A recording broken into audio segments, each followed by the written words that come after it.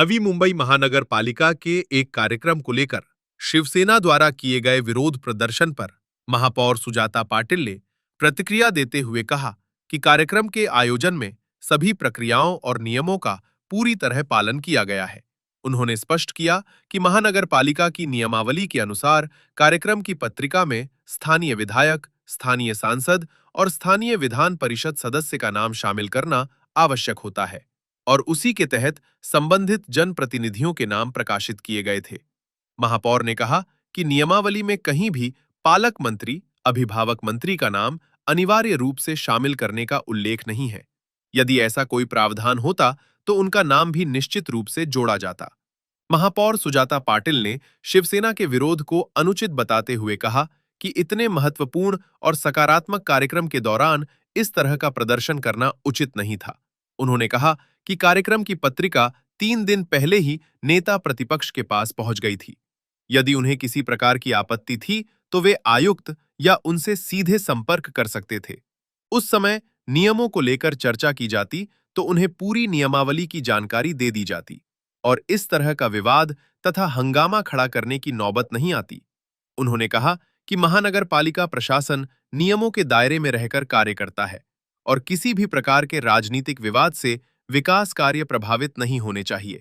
आरोग्य सेवा अधिक बळकट करावी म्हणून आज आपण विविध जे सेंटर जसे MRI सेंटर असेल किंवा डायलिसिस सेंटर आणि विविध वैद्यकीय सुविधांचं लोकार्पण केलं।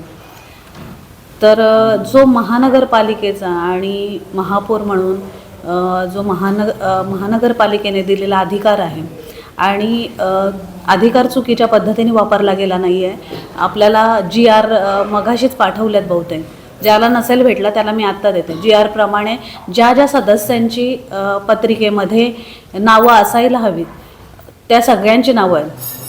जो गदारोळ झाला की शिवसेनेला डावळलं जात आहे तर कुठेतरी ती पत्रिकाच खोडून टाकते, ज्याच्यामध्ये सन्माननीय खासदार साहेब शिवसेनेचे आहेत, स्थानिक आमदार श्रीकांत शिंदेजी त्यांचं नाव आहे, म्हणजे सेनेची नावं नाही आहेत असा हा चुकीचा जो आरोप केला जातोय।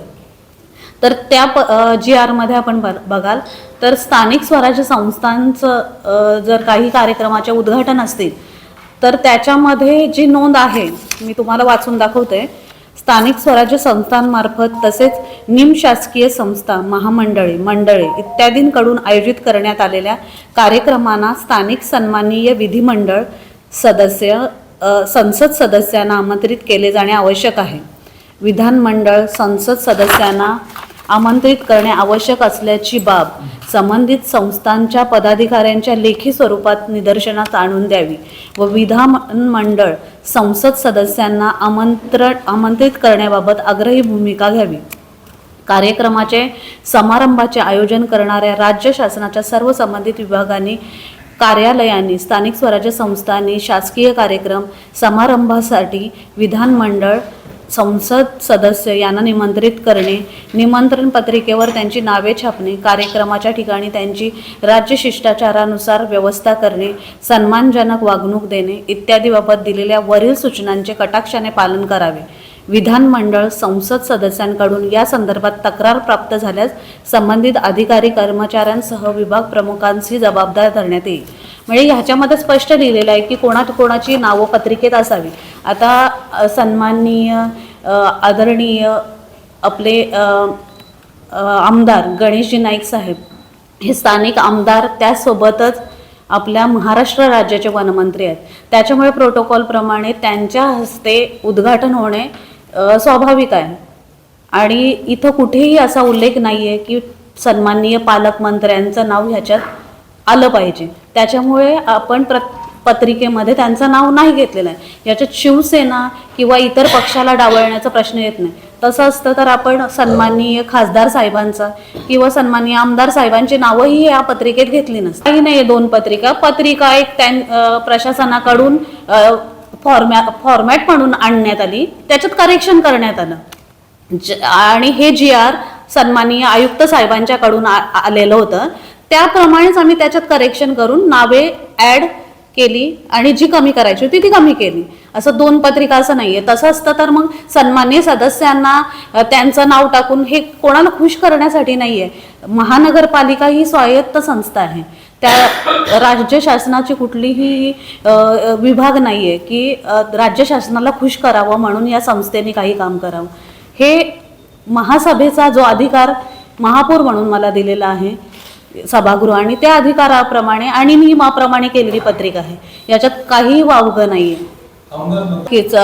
सन्माननीय आमदार मंदा म्हात्रेंनी बहुतेक पत्रिका वाचताना थोडीशी चूक केली असेल, कारण ह्याच्यात स्पष्ट पत्रिकेत लिहिलं आहे, आपणही वाचू शकता की नवी मुंबई महानगरपालिका आणि माननीय नामदार श्री गणेश नाईक यांच्या स्थानिक विकास आमदार निधीमधून उभारण्यात आलेले स्वामी विवेकानंद भवन सेक्टर 14 वाशी येथील डायलिसिस सेंटरचे लोकार्पण, आणि त्याच्यानंतर सार्वजनिक रुग्णालय सेक्टर 10 वाशी येथे MIR सेंटरचे लोकार्पण, आणि त्याच्यानंतर विविध लोकार्पणांची नावं घेतली. ह्याच्यात जे स्वामी विवेकानंद भवन सेक्टर 14 इथं डायलिसिस सेंटर जे आहे ते ऐरोली विधानसभा क्षेत्रात येतं, ज्याच्यासाठी फक्त गणेशजी नाईक साहेबांचा आमदार निधी वापरण्यात आलेला आहे. बाकी कुठेही लिहिलं नाही की ह्यासाठीही आमदार निधी वापरले, त्यासाठीही आमदार निधी. आणि ज्या बेलापूर विधानसभा क्षेत्रातल्या वास्तू किंवा तिथं जे लोकार्पण आहेत तिथं कुठेही त्यांच्या आमदार निधीतून काम झालेलं नाहीये. हां, पण स्थानिक आमदार आणि महाराष्ट्र राज्याचे मंत्री म्हणून उद्घाटन नाईक साहेबांच्या हस्ते झालेलं आहे.